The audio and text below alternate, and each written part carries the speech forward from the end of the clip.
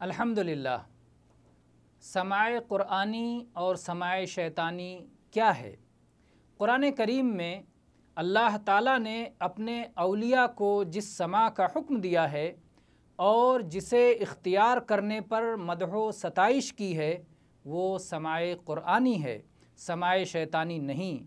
وہ سماع سور و آیات ہے، سماع غزل و قوالی و قطعات نہیں۔ وہ سماع مراشد ہے، سماع قصائد نہیں۔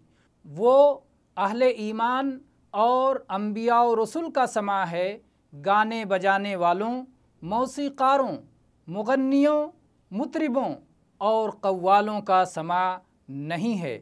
وہ زمین و آسمان کے مالک رب کائنات کے کلام بابرکات کا سماع ہے، شعراء کے قصائد و حفوات اور خرافات کا سماع نہیں ہے۔